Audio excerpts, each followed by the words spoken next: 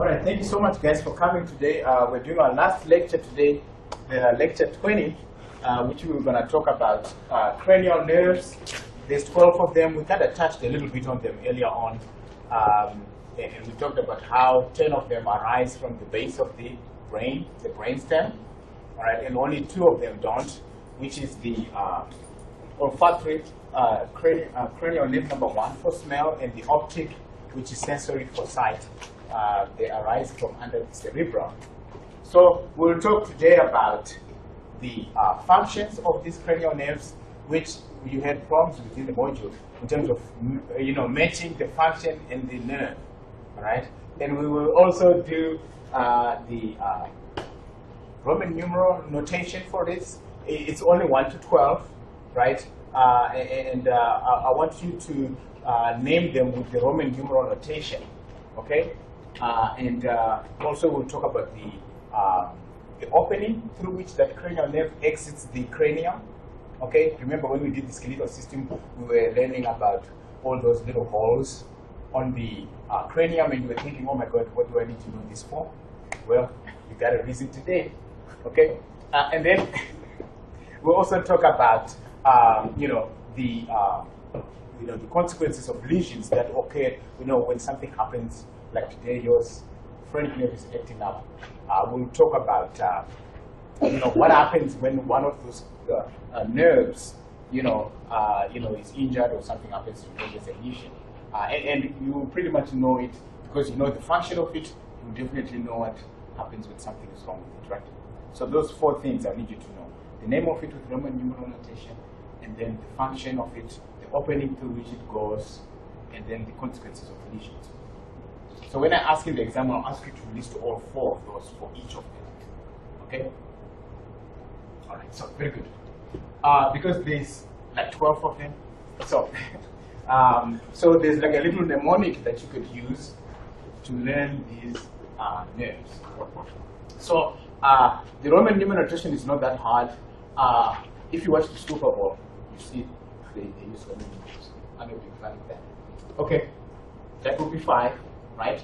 Anything appearing to the left of it is subtracting. Anything appearing to the right of it is adding. Okay, and that's 10. Okay, so therefore, what would that be? 4. So it's very simple, right? And what would this be? 9, 12. Okay, and so forth and so forth. And then 1, 2, 3. Okay, and then 4, 5, and then you keep doing that. So that will be easy. So I expect you to use that. So we've got this mnemonic that says, on occasion, our trusty truck acts funny. Very good vehicle anyhow. So that's each of those words starts with the letter of it. So we've got olfactory, number 1 for smell, which I already talked about.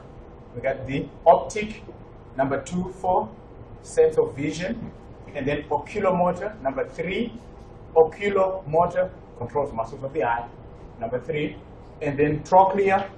It's another small one that also controls muscles of the eye, number 4, and then trigeminal is a very big thick one. That is number 5, and it's got 3 branches, and we'll talk about that. And then the abducens, number 6, also controls some eye muscles, and facial, number 7, controls muscles of the face, and so forth and so forth. And then vestibulocochlear, number 8, which is V111. Okay, vestibulocochlear controls hearing and balance, and we'll talk about that. And then glossopharyngeal, which is number 9, 1X, and that also controls structures in the throat area, the tongue and so forth, even as pharynx in the name pharyngeal. And then vagus, number 10, as in Las Vegas, controls all the soft internal organs, right? And also controls some structures in the head and neck region. All right? And then accessory, which is number 11, kind of also controls structures in the tongue and the neck, muscles in the neck. And then finally, number 12, which is hypoglossal. Again, controls the tongue, larynx and things like that. Okay, so we'll go through all that. So on occasion, olfactory, optic number 2, oculomotor number 3, trochlear, trigeminal, abducens, or abducent, sometimes I like to call it. Okay?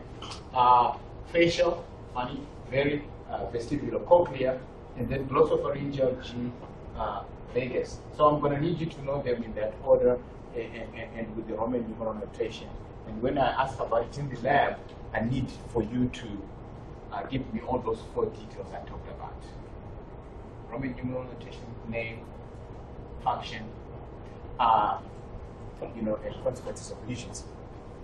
That is the underside of the brain. And when we dissect the first lab in ANP2 next spring, we're going to cut through the brain, the sheep brain, which is about 3/4 the size of the human. So it really approximates the human brain. So that's why we use the sheep brain. And we will be, one of the tasks for that lab, which will be the exam, will be to, you got a question? No? You good? Yeah. Okay. Will be to identify these cranial nerves. Okay? That's one of the deals. You can see all of these ones are appearing from under the base of the brain, the brainstem, and the number 1, number 2 optic, and number 1 appearing from under the cerebrum. And you can see here the optic chiasma. It's a cross, so that most of the left side sensory, the left eye is pretty much controlled by the right side of the brain. Like we've talked about when we were talking about the spinal nerves and in the tracts on the spine, how they desiccated the medulla oblongata. So same deal, pretty much, right? Left side controls the right, and right side of the brain controls the left side of the body. All right? So we'll go through each one, talk about those 4 things I talked about. All right? Woo. Yeah, but pretty much like we said, most of these, like we said, the spinal nerves, those are mixed. So they'll have some sensory, and the sensory will, because they are originating in the cranium here, most of them will be servicing the special senses located in the head, like sight, ears, things like that, and taste, the tongue, all those structures. All right. So it will be special senses. That's what we call the special senses. And then the general senses with some other organs located elsewhere, not in the head. And then, of course, motor. Somatic, it controls some of these muscles, especially the facial muscles and skeletal muscles, because they're connected to the skull for facial expression, which is number 7, facial nerve. And then, of course, parasympathetic. Parasympathetic will include all those things that are automatically controlled, okay? Like some of the viscera, or the soft or smooth muscles, okay? Like one of them, the oculomotor controls the smooth muscle of the eye that, dilates and constricts the pupil, and we'll talk about that, so that's parasympathetic. One of the things I forgot to mention at the beginning when I was introducing is that at the end, we'll talk about brainstem reflexes. Remember we talked about spinal reflexes, and those were the spinal nerves that were involved with these spinal reflexes, right? So today we'll talk about brainstem reflexes, and there will be cranial nerves. But the circuitry for the cranial nerves and the brainstem reflexes is very complex, somewhere different go, okay? Like we did for the spinal reflexes. But it will be fun, we'll talk about that at the end. And they're called brainstem because pretty much all the cranial nerves originate from the brainstem, right? 10 of them actually, right? And so cranial nerves, we're going to talk about the functions, the consequences of lesions, the foramen through which it goes, and the Roman numeral notation and name. So the first one, we talked about it, olfactory. Okay, so the olfactory, because the nerves for sense of smell are located and sprinkled on the superior aspect of the nasal cavity. Okay, because remember when we were doing the skeletal system, I showed you the ethmoid bone, the one that had all those perforations on it. Some of you may have seen it. And I think I was talking at one stage about this sci-fi movie where this serial killer injected somebody through the nose and went through the cribriform plate to inject a chemical into the brain. I don't know who, I may be talking to you guys, I don't know. Maybe it was some other guys. But anyway, this would be it. The cribriform plate would be the foramen through which the olfactory nerves go through. Okay, they are perforated on the ethmoid bone. Okay, so and it's number one, and it's for smell. So what happens when there's something happens to it? You can smell. Okay, inability to smell. So that's a simple one, right? So in the exam, I'll expect you to mention all those 4 things. Number 2, that's optic, and it's sensory. Okay, sensory, which means the sense of vision. Right? And this one goes through where? The optic canal. Remember the optic canal? Or the optic foramen? Right there on, you remember because we did it in the skeletal system. That was one of the things. You can see the optic chiasma here. So optic foramen, so that's easy. And usually the names of these cranial nerves gives you the function or way, at least where it's acting. Okay, so if you in the exam you cannot not get points for something because what the names really kind of tell you a little bit about it. Okay, so of course if something goes wrong with it, you go blank on that side that's affected. So these ones are simple. Number 1 and number 2, optic and olfactory for smell. So now we go to the first kind of sort of complicated one. It's a big one. This one controls many things. So you have a list of things to choose from for functions. Oculomotor, ocular to do with the eyes. Motor controls muscles. So that's what you know for sure, right there. And you know that already, even before you knew about these muscles. Anyway, in the morning, you know what I did for these guys? I drew them an eyeball because we haven't yet done what are called extrinsic eye muscles. You'll find that the first 6 or so, 7 cranial nerves are dealing with controlling these muscles that manipulate the eyeball. Okay? So, red 4 muscles. So, on all 4 compass points of the eyeball, there's a muscle. Okay? So, let's say this is the side, so there'll be, and they're called rectuses. All the ones on the compass points are called rectuses. Okay, so this would be the lateral rectus on that side, and the one on the top is the superior rectus. Okay, and then the one on the bottom would be the inferior rectus, and then the one by the nose bridge, which is right here in the middle, and I'll draw it dotted because it's on the other side, is called the medial rectus. Okay, but on the top and the bottom, there is a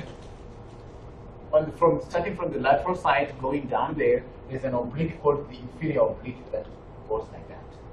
Okay? And then up here there's the superior oblique that goes like that. Okay, that kind of sort of holds the eye like that. Holds the eye like that. Okay? So when your kids roll their eyes at you, this is the oculomotor that's doing the job. Right? Because they commit that you're talking nonsense. And so that's it right there. So guess what it goes through? Remember that big crack that's on the top of the orbit, the superior orbital fissure? A bunch of these cranial nerves will be going through that. You see what I'm saying? That's why it's a big old crack like that. So you'll see the list that I'm going to be going on, it will be saying superior orbital fissure, for a long time, because it's kind of wide. So the oculomotor goes through that, okay? So the oculomotor is big in that it controls the superior rectus, it controls the medial rectus, and it will also controls the inferior rectus, plus also the inferior oblique. That's what it controls, all that's in there. So it controls muscles that move the eyeball, okay? But it also is parasympathetic, like I was saying at the beginning. The oculomotor controls what is called the sphincter pupillae, which is the muscle that constricts the pupil. Okay, what happens, when you pass out and you go to the hospital, the first thing they do, the doctor will do what? Shine a light in your eye. Why? Because then that constrictor pupil will really constrict like this. And you can see the colors of the eyes just going and closing up. Then they know that this guy is worth saving, he's responsive. Then they rush you to the OR. See what I'm saying? That's what that is. Okay, and it's because of the oculomotor that controls the sphincter pupillae. Okay? All right. Also, it controls the what's called the levator superioris, palpebris superioris. Palpebris just means eyelid. So levator, it elevates the upper eyelid. Superioris is the upper eyelid. So the oculomotor also controls that. Okay, controls that levator, palpebrae superioris, which elevates, opens the upper eyelid, and then that constrictor pupillae, and that's parasympathetic, because these are smooth muscles. Okay, and then those 3, 4 extrinsic eye muscles I talked about. In the exam, you could mention that medial, superior, inferior rectuses and inferior oblique, but you could just say controls muscles that move the eye. I'll be good with that. Okay, you don't have to go into it, but if you can go in that, that'll be good too. Okay, but you don't have to. Don't be like, oh my god, or you can say it controls the muscle that constricts the pupil. Don't even have to say the sphincter pupillae or anything like that. Okay, so that's the kind of detail I'll expect you to, just the general functions for it in the exam, because I will ask about, can you list 5 cranial nerves with their Roman numeral notation? Tell me what happens when in their functions, and tell me what happens when there's a lesion in that. Okay, and then you tell me all 4 things, and the opening that it goes through too. You tell me about that.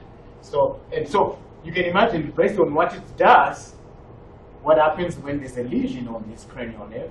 Number 3, 1, because it controls the eyelid, right? You get a condition called droopy eyelid called ptosis, P-T-O-S-I-S, right? So your eyelid just kind of goes like that, you know what I'm saying? Because it's not being controlled.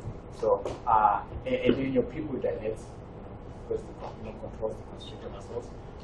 And then whenever any of these cranial nerves is controlling the eyeball muscles, you get double vision, because the eyeball will then just go to, when it's not being controlled and focused like this, it just faces this way and that way, and it doesn't focus on the object, so you get to see double vision. So it's always a consequence of any cranial nerve that controls eye muscles. Okay?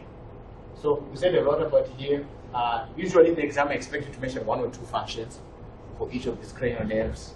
So for these big ones, you can have a field day. You can pick any one of those. Okay? But you gotta know the opening, optic, and the cribriform plate. You gotta know the opening for each of those, because I have to ask about that. Okay? Very good. So you want to know the opening, the function, and the construct? Yeah, I want to know the function of it. Yes, the opening, that which it goes through, and the Roman numeral notation in there. Oh, the Roman numeral. Yeah, Roman numeral notation. Super Bowl 15, XV. That was back in the day before even I was born. Okay? So I want you to know that it's very simple, the Roman numeral notation for this. Okay, after I show you a few cranial nerves, I'll show you a few pictures of the actual brain. You know what I'm saying? So, olfactory nerves, you see these are the ones that are sprinkled through the cribriform plate on the ethmoid bone into the superior aspect of the nose. Because when you breathe in, that's why whenever you want to smell something, you go. Okay? If you go with your mouth, you can't smell it, because the nerves are in the nasal cavity, right? Okay, so, and then this is the olfactory bulb, the one you see. Most of our brains that we get, this kind of falls off, because anything that's projecting from the brain, when they harvest the brains, they're not really thinking about anatomy and physiology. So most of the cranial nerves are truncated, they're cut off, and the bulb, you may or may not see it. So if you're lucky, you may see it. But it will be there. At least the place where it is, you'll be able to see it. And then, of course, the tract is the nerves once they're in the central nervous system, the tracts. Okay, so this is just showing you where each of these nerves are, and then there's the bulbs and the tracts. And then, of course, the optic nerve. So this will be the nerve, this will be the chiasma, and this will be the tract. Okay, so that's there over there. And you can see the blown up pitch on the bottom. Okay, and you can see the eyeball there. And the optic nerve. The optic, when we dissect through the eye, because the next time we'll do the eye, the heart, and the brain. And so you'll be able to see the optic nerve as well coming out of the eyeball. And the optic nerve goes right through the optic canal, right on the top there. And at the end, I'll show you a picture of, that skull from the top view. So you can see all these holes and openings. Okay, and there's an MRI. Okay, good. So oculomotor, the one that controls, you see it controls those muscles, the upper, the superior, medial and inferior rectuses, and also the inferior oblique, right? Plus also those pupil constrictors and the muscle that moves the upper eyelid, the levator palpebrae superioris. So trochlea. Have you noticed the only one we have talked about that doesn't have anything to do with the eyes is the olfactory number 1. Everything else so far, eyes, and muscles that move the eyes. So this one, the trochlea, it moves the superior oblique, the one that I drew on the top, superior oblique. Okay, so it's a very small one because all it does is control that one superior oblique muscle. Okay, and the obliques are usually the smaller than the rectuses. The rectuses are bigger muscles. Okay, the rectus is, you see, this is the inferior oblique, this is the lateral rectus, inferior rectus, and you can see here the superior oblique in that eyeball. So the trochlea only controls that. Trochlea number 4, I, V, trochlea goes through the superior orbital fissure. You see that fissure is really going to be this because it's that's why it's kind of wide. It's like a big wide crack. So they all go through that. Okay. So it will be simple for you to give me those 4 things. No, it will be okay. Okay, so it's motor. It's mostly motor because it's controlling a muscle, right? It's motor, but okay, one of the other things I forgot to mention. Anytime a cranial nerve is controlling a muscle, or any muscle for that matter, eye muscle or facial muscle, there is always proprioceptive sense. Remember when we did the first, we did proprioception, which is the awareness of your body parts in space. And proprioception is a sense that uses the level of contraction in the muscles to gauge where that body part is. Like right now, if my arm is like this, my bicep is slightly contracted, or it's contracted because there's no weight here. Okay, and so my biceps is going to be short. So the proprioceptive senses will sense the length of my muscle, and then therefore it will know where my arm is. Okay, like I can catch my nose without even looking. Okay, so anything that controls a muscle will always have proprioception because the length of that muscle determines the body part's position. Okay, so that's why you have that proprioceptive. Anytime you have that, it's proprioception. Okay, and I told you, whenever a cranial nerve is controlling an eye muscle, an extrinsic eye muscle, you always get double vision. The consequence of that is double vision because the eyeball is not focused. It's kind of just, you know, literally it's like little threads that hold the eye and turn it like this. So that's why at the end, when you start to talk about brainstem reflexes, it will mostly involve the eye following objects, moving or otherwise. Okay, and it will be fun when we talk about it. So that's that. Okay, and it's a small one. This one is a small one, so you know, of course, double vision is the consequence because it only controls the eye muscle properly. Now the trigeminal is humongous, it's big. Even when we dissect the brain, you will see it's very thick. It's thicker than, and almost always you find it there because it's just too big for these guys to cut off. Okay? So it's got 3 branches. The ophthalmic branch, you know what that goes? It's got something to do with the eyes.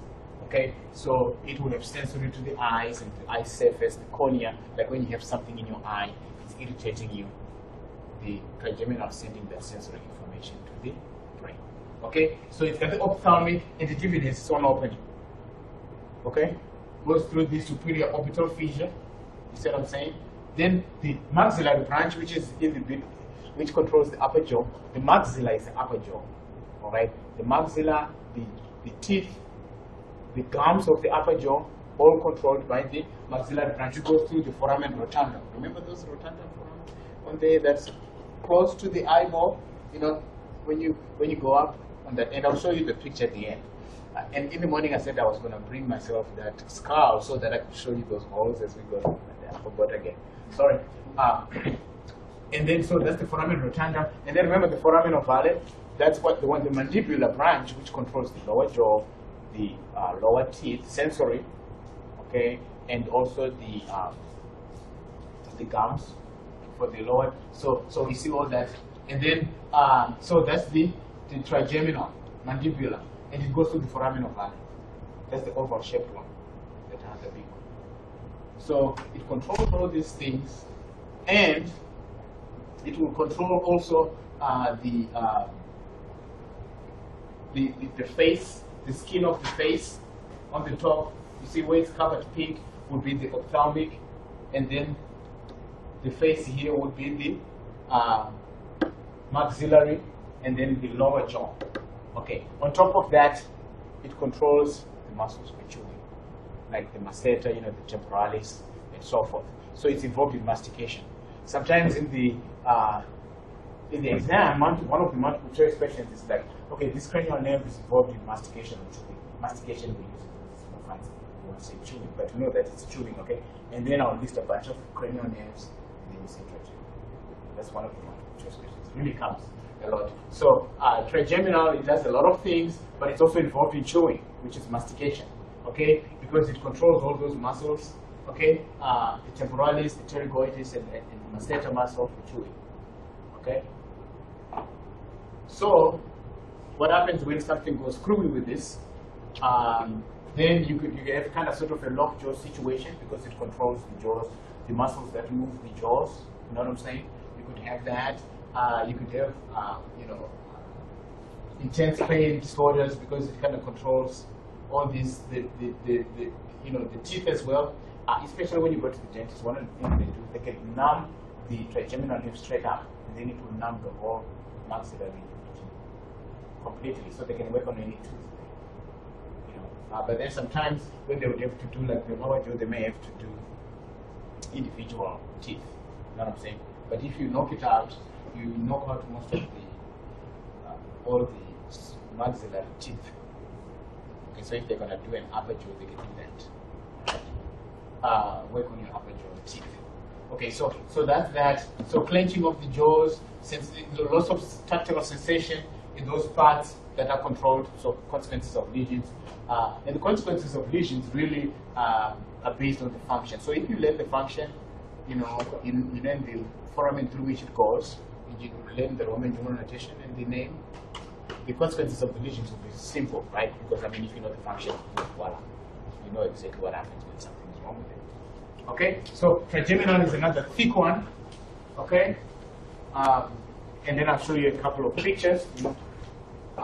There you go, the trochlea. That's why it's so thin. In fact, the trochlea, most of the time, you never see it when you dissect the brain because it's so thin. Usually, just sort of falls up when they package them and pack them and whatnot. Okay, so it controls the superior oblique, trochlea number 4, and then you see it. It's right there, very small. Okay, and that's that. And then, of course, the trigeminal is kind of bigger than big stump. You see it in number 5. And it has those 3 branches that if you need 3 foramina to go through, right? And we talked about that, rotundum, ovale, and the superior orbital fissure for that ophthalmic branch. So you can see it's divided into the branches highlighted. You see the ophthalmic branch goes to the top, and the skin of the face and the top of the nose up there, ophthalmic, and then also a bit of sensory on the eye, on the eyeball, on the cornea. Like if you have something that goes in the maxillary division, you see the middle, the one that goes through the foramen rotundum, you see where it goes like that. That's why you see the optic canal is over here, and the superior orbital fissure is over here, and right below it is the foramen rotundum for the trigeminal number 5, the branch where it goes to the maxillary, which is the upper jaw. Okay, and then of course the mandibular goes down to the lower jaw. Yes. How do dentists need access to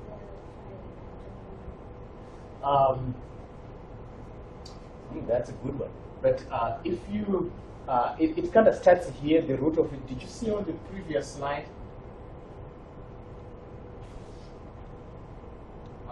We got time because this is a short one.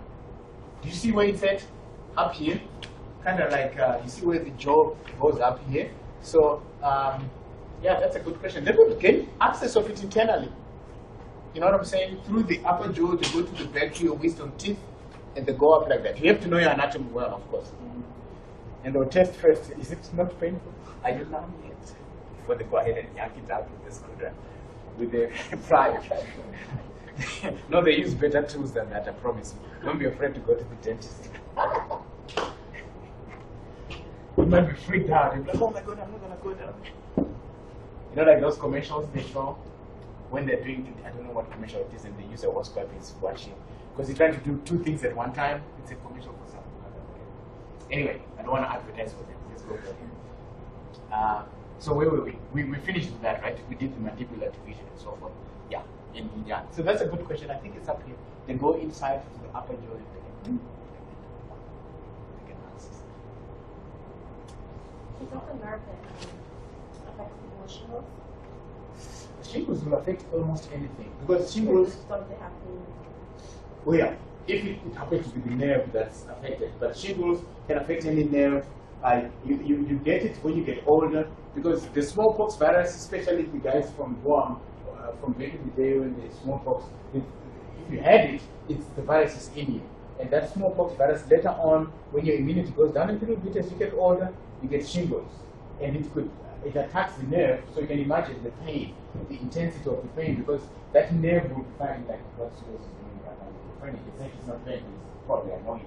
You see it's painful?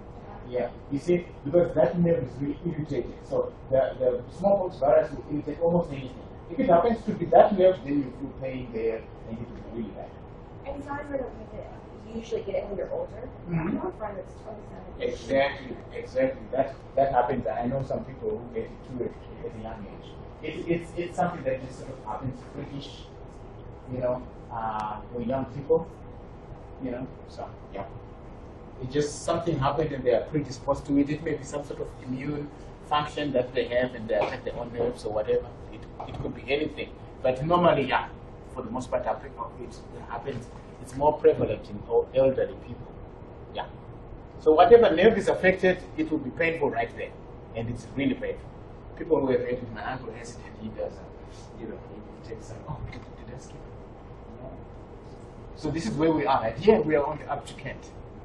After trigeminal, number 5, we're abducent, number 6. And again, this only controls the lateral rectus. So it only controls one muscle. The extrinsic eye muscle, the lateral rectus, remember we had talked about how the oculomotor does the other 3 and the inferior.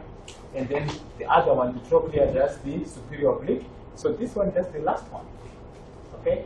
Which is the lateral rectus, okay? And of course, there's going to be proprioceptive senses. Guess what it goes through? Aren't you getting tired of the superior orbital fissure? So this is going to be simple. If I ask about the name of it, the foramen through which it goes, and the function, you should have no problem. This will be 3 questions. Yes? For the trigeminal nerve, you want us to know the branches? Yeah, it would be nice to know the 3 branches, but generally, so the ophthalmic, of course, will control sensory to the eye and cornea and stuff like that, and some of the skin of the top of the forehead, and then but you can mention 1 or 2 functions of it. You may not necessarily have to mention all those 3, but if you do, that would be good, because then it shows that you know about it. And also the maxillary, you can say upper jaw, so it controls the teeth and the gums of the upper jaw. And then, I would expect you to say which branch does what. Once you mention that function, it would be nice to say the branch, okay? So do you want us to know all of them, or can I memorize one? No, it's not like memorizing. It's kind of like know them. Memorize is like you sit there, you start cramming these things. When I'm reading something that I like, that I'm excited about, I don't try. I don't try to cram it. It's because some of these things just fascinate me. You see me, I'm enthusiastic about it. I'm teaching this for ages. It just excites me. You see what I'm saying? And so it doesn't take any energy. If you're reading a novel that you like, do you have to really sweet and look? You don't do that. You just read it casually. And if I ask you about it, you will tell me, oh, Grace did this, and then John did that, without even thinking about it. You see what I'm saying? It's all about attitude, really. The studying about it. It's about attitude and how you feel you want to do. So just like a 5 point with 7 extra credits? I could do that. I won't really kill you on it, like beat you on it with the cranial nerves. I can just ask 5 and then maybe ask a bonus from other part. Just so that you don't get too tired of talking about the superior orbital fissure. Okay, but yeah, I will expect you to kind of have general functions of it, not like specific and names of all these little things, no. Some of them we haven't even done, like the extrinsic eye muscles. That's why I have to kind of go through them a little bit, but so that you can appreciate what the function of these things are doing. Okay, but I won't expect you to know like the lateral rectus. I won't expect you. But for this one, that only controls 1. Then I would expect you to say it controls the lateral rectus. You know what I'm saying? And then the superior, oblique for that trochlea. Okay, but only for the ones that control 1 of them. So again, go through the fissure. We've been talking about 6 of them so far, and guess what? Only 1 of them is got to do with smell. The rest of them is the eyes. eyes, all over the place. Can you imagine those little balls in your face there? They take up all this cranial nerve. You see? And of course, controls an eye muscle. So it's going to be double vision. It's a consequence. So that's simple. So it's double vision, double vision. So it's like a lot when you think about the name of it, then Roman numeral notation, then the function, then you got the foramen that it goes through, then you got this. It seems like a lot, but it's really not. See what I'm saying? They're all kind of repetitive. And there's like a pattern to it. So it's not that bad. Okay? So facial is to do with the face, right? One of the big things about the facial is that it kind of borrows the internal acoustic meters. So the facial, while it has nothing to do with the ear, it goes through the ear. Okay? And sometimes if you have an ear infection, it can irritate that. And your taste may be bad, you know. Like kids tend to have more, ear infections. But the kids, the food they eat is bland anyway, so they don't have any problem with taste. But if you, as an adult, if you have a problem with your eye, your ear, you could actually cause some inflammation on you simply because it goes through your ear. Okay, the facial nerve does, but it controls the front 2/3 of the tongue for taste, sensory for taste, right? So if something happens wrong with it, then you won't have taste in most of your tongue. See what I'm saying? But then another thing that it does, it goes all over your face and it controls the facial muscles. It controls facial muscles. So like for smiling, like right now I'm smiling, or frowning, all those muscles that are involved in facial expression are controlled by the facial. So if I ask you about the facial nerve, I mean the one big thing I want to talk about is controls the facial muscles for expression. Facial nerve, right? Facial muscles, number 7. Okay? So you can begin to see what does it go through? The internal acoustic meters or the internal auditory meters, the ear. It goes right by the eardrum. Actually, it's called the chordae tympani. That part of the facial nerve that passes right by the eardrum is called the chordae tympani. It's got nothing to do with the ear. It doesn't involve any sensory or whatever. It goes through to the mouth. I mean, because you can see the skull, you see how it goes through right there? There's not space, so whatever is more convenient for it to go through, it goes through that. Okay? So it does control facial muscles. It controls the front, the anterior 2/3 of the tongue for taste. Okay? And then it also has a parasympathetic because it's controlling the salivary glands, the submandibular one right under here, under the mandible, and also the sublingual salivary glands right under the tongue. So if something happens to the facial nerve, number 1, you have what's called Bell's palsy or facial palsy. You know, when your face is kind of almost like when you get a stroke or something like that, because it kind of disables one side of the body depending on where the stroke occurred. If it's occurred on the right, then it's going to be the left side. It's going to be. So the facial, because it controls facial muscles, they give you. It's almost like you need Botox to put your face up, like to make your muscles contract a little bit. You know what I'm saying? So if they're droopy, then your face kind of sort of drops on one side. So that's called facial palsy or Bell's palsy. Okay. And of course, if it is affected, you can also lose taste in your tongue, the posterior, the front 2/3 of your tongue, which is most of your tongue. Okay, you lose that, and you also get dryness of the mouth. Why? Because it controls the salivary glands, submandibular specifically under your jaw, your lower jaw, under the mandible and under the tongue, sublingual. Okay. So that's what it does. And then it also controls some of the nasal parts, but those are the major things. Facial expression, you won't go wrong. Okay? So whenever something goes wrong with it, Bell's palsy, facial palsy comes to mind. Droopiness of the eye, of the face, because of the musculature is no longer, it's lax. It doesn't have tension in it. It doesn't have tone. Just like when your body is not toned, you are flabby and everything just hangs. Facial, number 7, 311. Okay, so that's that. It goes through the other stylomastoid foramen. We didn't do it We didn't want it, don't worry about it. Just know the internal acoustic meters. That's why it matters because it really can create some problems when the ear is infected. Ear infections can affect your taste. All right. So next time when you have an ear infection and things are tasting funny, it's because of that. So then I can show you some pictures. Abducens only controls the lateral rectus on the side, on the side. So that's what that is. And then of course facial. See how it's sprinkled all over the face to control the muscles of the face, the forehead, everything. Smile and so forth. Okay, and then it also controls that salivary glands, submandibular subline. And then this is the facial. The facial with the motor component, parasympathetic. In fact, this is the one that does this lingual and submandibular. The parasympathetic component goes to that. You see where it's going? Right there by the salivary glands and the special sensory. Alright? So facial, number 7, and now we go to vestibulocochlear. Vestibulocochlear is actually two nerves put together. The vestibular nerve, which deals with balance, and the cochlear nerve, which deals with hearing. Okay? So it's hearing and balance.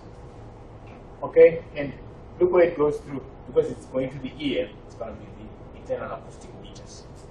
See what I'm saying? Internal acoustic meters. So what would happen if something happens to it, and there's a lesion to it, you have loss of balance, vertigo, things like that. Okay, nausea. Have you noticed when you were young, I don't know if you guys used to do it, maybe you still do it now. When you spin and you get dizzy, and then you go like this, you get nausea sometimes. If you really do a good job of it, and you get really dizzy, you get nauseous because of that same vestibular nerve that controls that. So you get nauseous. And another thing, seasickness. Who I learned mine the hard way. I didn't know I was seasick, so I went on this big boat, and it happened to be windy that day, and it was going up and down like this. Man, I didn't know what to do that time. I almost wanted to jump out of my own skin. I didn't know. It was my vestibular cochlear doing me. See what I'm saying? Because of that going up and down. So I get really seasick. So now I know I won't go on any of those boats. If it's doing stuff, I'm like, go.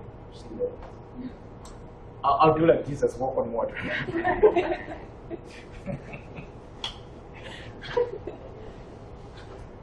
It'll be a miracle. Okay? So, vestibular cochlear number 8 is that V111, right? You see, this is the vestibule that controls balance. And then, of course, the cochlea is the part of the ear. We'll do that next year when we do spatial senses. We'll start with general senses, and then we'll do the eye, and then we'll do the ear. So it'll be all together like that. And we'll also do the brain and dissect it in the eye and the heart. And we'll do that. Okay? So vestibular cochlear goes with the internal acoustic. It's got sensory, for balance and hearing. So if something goes wrong, you get all those problems: nausea, vomiting, dizziness, vertigo. Okay? And loss of hearing, of course, if it affects the cochlear part of it. Okay, so that's another simple one. And then once we noticed what we did smell, then we did all eyes until 7. Because the facial has got a bit of sensory to the eyelids as well, and so forth. Then after that, we did the ear, which is the vestibular cochlear. Now we're going to move towards the throat. Everything we're going to talk about, all the cranial nerves we're going to talk about, have to do with the throat, the neck, and the tongue. Okay, that's the remaining part. And then the vagus will do the soft internal organs, like the liver, the stomach, the small intestine, and so forth. Okay, so glossopharyngeal will even tell you it's got the pharynx in it. So it controls some of those muscles for swallowing, right? Make sense? So, like I was saying, the names of these things so now we've moved away from the superior orbital fissure. We've used the internal acoustic meters before. Now we use the jugular foramen. Did you see the jugular foramen? The one that was really jagged-edged and huge. It was humongous because of the veins are big. So it borrows that. It goes down with the jugular vein coming out of the brain. Okay? So this one goes through the jugular vein, the jugular foramen, sorry, jugular foramen. So that's the opening for it. Because remember in the exam, Roman numeral notation, name, foramen that it goes through, function, and then consequences of lesion.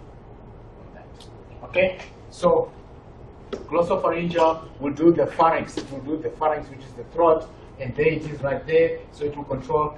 And remember when I was saying you facial number 7 controls the anterior 2/3 of your tongue for taste.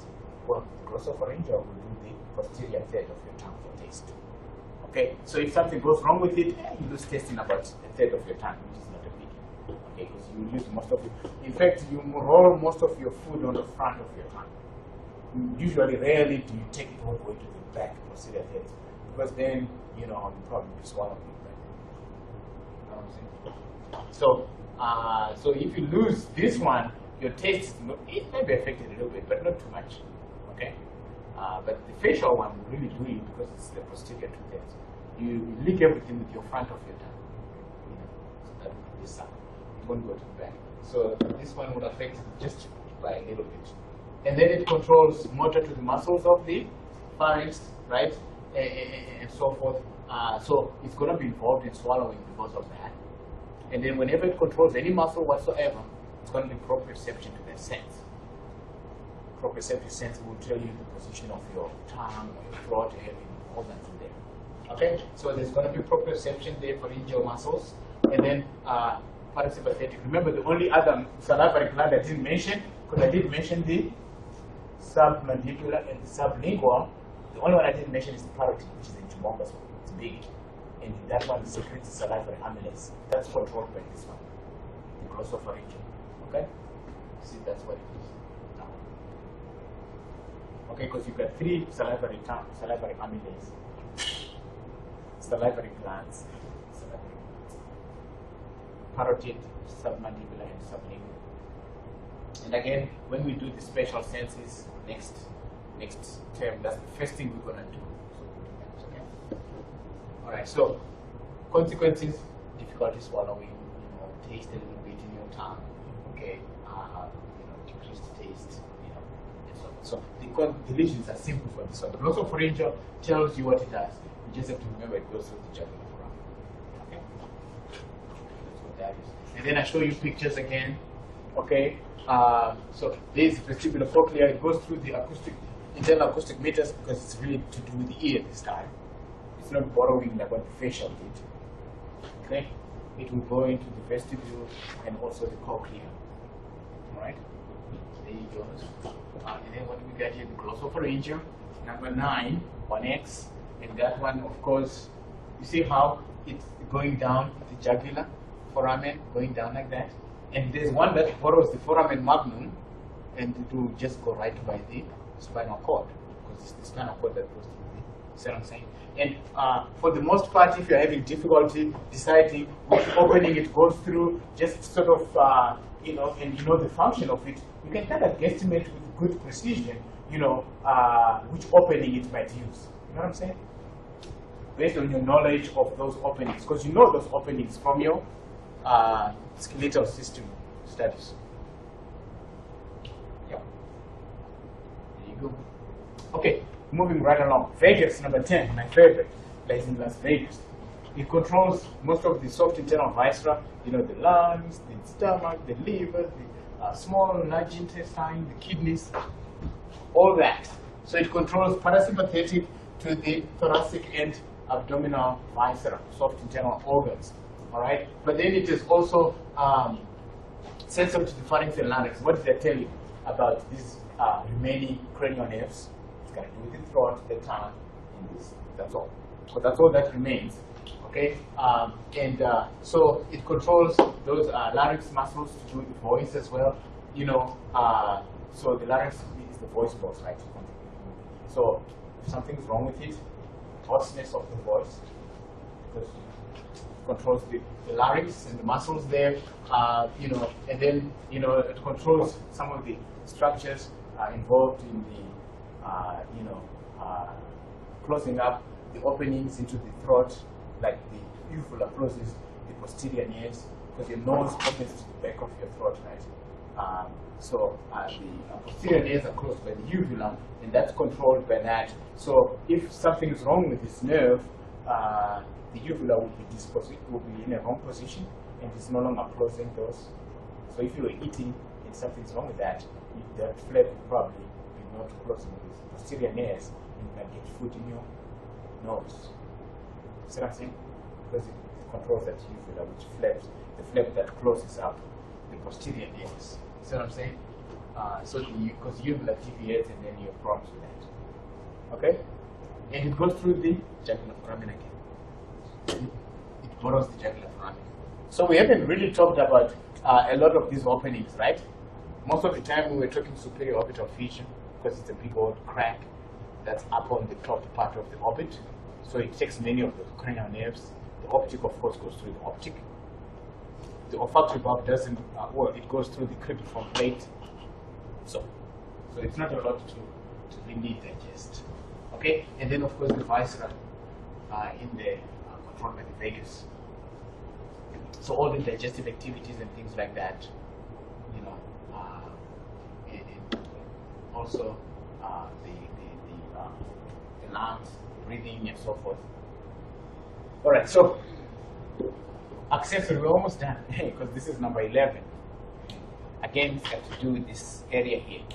And this one controls, see this sternocleidomastoid muscle that you use to turn your, like you see when I turn my neck, you see this big muscle that comes out, that's the sternocleidomastoid muscle, which is also used when you're taking deep, deep breath to raise your chest up and out. It goes up and out. That's the sternocleidomastoid. Because you see how it's connected to the manubrium right here, and this is the clavicle, so it does that. So, but it turns the neck, and it goes through the foramen magnum. Remember I was telling you about one of the ones that follows the foramen magnum, so it goes right along the spine. Okay? So it's motor, sternocleidomastoid, and the trapezius. See, these are the trapezius muscle. You know, when you're in the gym, you're training the trapezius, what do? You do shoulder thrusts, because it elevates your scapula, your trapezius. So if something goes wrong with this cranial nerve, then you won't be able to raise your scapula, you know, do the shoulder thrust, and then you won't be able to turn your neck properly like this, because it's the sternocleidomastoid. Especially if you do this, you feel it. You see, it pops out when you do that, when you turn your neck. So you won't be able to turn your neck with the accessory. Okay? So, and it's motor. Right? There should be some sort of proprioceptive sense on this, but it's not listed. That's okay. Right? Okay, so there you go. You see the vagus, again, it goes through the jugular foramen. So you would see if the blood vessels were left over there, the jugular vein is humongous coming down from the head. You would see it going along, just like when we did the phrenic nerve. I don't know if I was doing with you. I think it's ANP2. You see the phrenic nerve goes down the inferior vena cava, which is the major blood vessel that takes blood back to the heart. And it goes down there and it goes to the boom, to the diaphragm. I think it's the other class I was doing. And you guys will be able to see too next term when we do the digestive system and the respiratory system. Okay. So this one goes through the jugular foramen, and that's that. That's the number 10. X is number 10. Okay. And then of course number 9, number 11, accessory. That's the one that I was saying borrows the foramen magnum. Do you see how it goes right along the spine? Because of that. Okay. Oh, our last one, hypoglossal, and it so goes through the hypoglossal canal. I know we didn't do the hypoglossal canal when we were doing the skeletal system, but anyway, this is another easy one. Like the optic goes through the optic canal or optic foramen. The hypoglossal, number 12, goes through the hypoglossal canal. Okay. So again, it's going to be here, tongue, neck area, all that. Okay, that's what I told you guys. I promised that. So, and I don't go back on my promises. Okay, so it will control the tongue itself is a muscle. So the muscles inside of the tongue are the intrinsic tongue muscles, and there are muscles around the tongue on the outside that control it, the extrinsic tongue muscles. Those are controlled by the hypoglossal, number 12. Okay, so you know, and then it will have, of course, proprioception of those muscles. Okay, I don't need for you to know the names of these extrinsic extrinsic and intrinsic tongue muscles. You see what I'm saying? You just say it controls the muscles of the tongue. Okay, if you want to say the intrinsic and extrinsic, that would be good. Okay, but I'll take muscles of the tongue, any tongue. Okay, so if something goes wrong with it, your tongue is, you can't manipulate your tongue. It may probably affect speech as well, because you can't use your tongue to talk, and your tongue just sort of goes to one side, and it's no longer, it's got no tone in those muscles. Okay, so the tongue is towards one side. Okay, so that's it. That's all the cranial nerves. They are. So function, Roman numeral notation name, foramen that it goes through, and consequences of lesions. When I ask for the exam, I'll ask all four for each point. Okay, and then of course hypoglossal.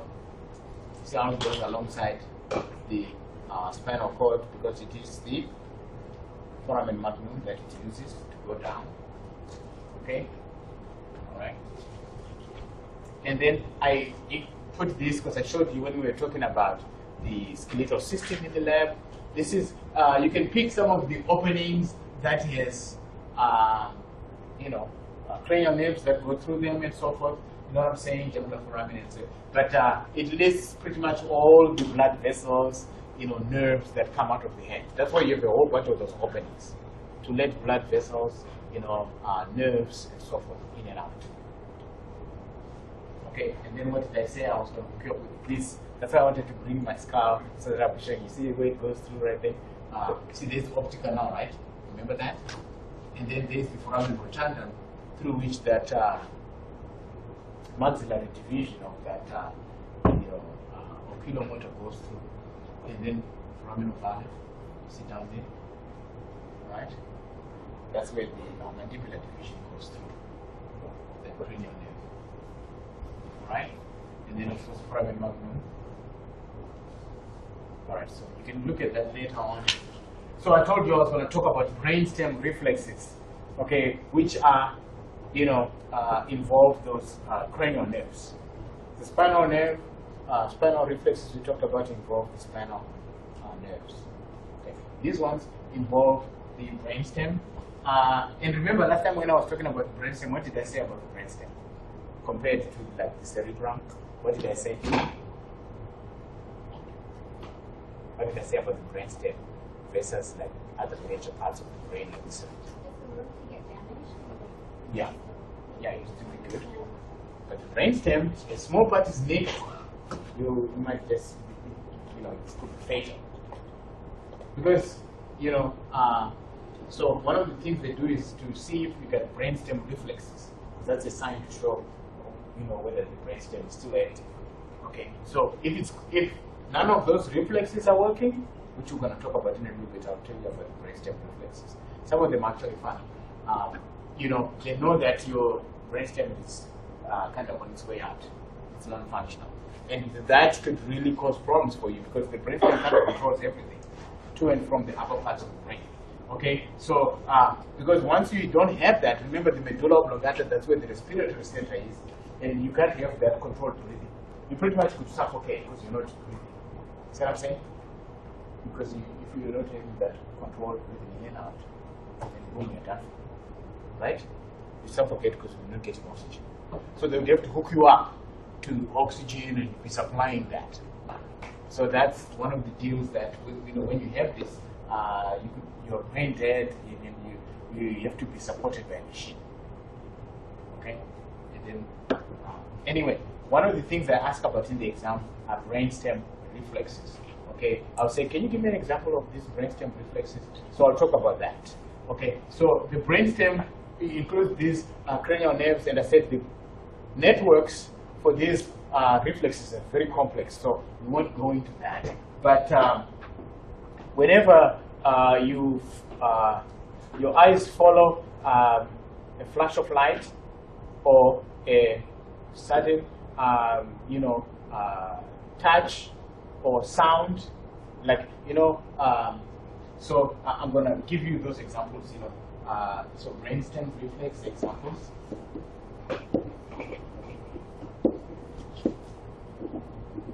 Okay, so when So eyes follow the following, like flash of light. You notice what your eye does when there's a flash of light somewhere, your eyes instantaneously look there. Or when there is sudden sound, you will notice your eyes will look there. It's like a survival thing, so that wherever the sound is coming from, you look there to see if you might need to get out of it. You know what I'm saying? Or a flash of light, or sometimes what do you do to your friends? You touch them on the right side and you go to the left. And then they look. They never look on the side where you are. The reflex is to look where the touch is coming from. So touch, your eyes will reflexively go to that. So whenever you do that to your friend, you are manipulating the brainstem reflex. You see what I'm saying? Because then they will automatically look where they've been touched instead of where you really are. You see what I'm saying? Because of that reflex, the reflex action. Okay. And another big one for people who like guns, is I don't know which number this is. It's probably number 10 or something, 5 or 4. Following a moving object with your eyes. That's a good one. You know how sometimes when they're doing shooting, they shoot some disc and then the guy will go and shoot it. That's an excellent example of a very complicated brainstem reflex. Okay? Following moving object with, this is my shortcut for with eyes. Okay, so when you do that shooting thing, that's a very good example of a complicated, it's a new complicated brainstem reflex. And to do it, actually, if you're a good marksman, those are the only ones who really do that. Most of the time, you're shooting at a target that's not moving. You know what I'm saying? But if to follow something that's been shot in the air and then shoot it, that's good. Don't you think so? That's excellent. So that's a very good example of a brainstem reflex. Another big brainstem reflex is when, when you're chewing. Last time I talked about how you conveniently miss your tongue and you don't.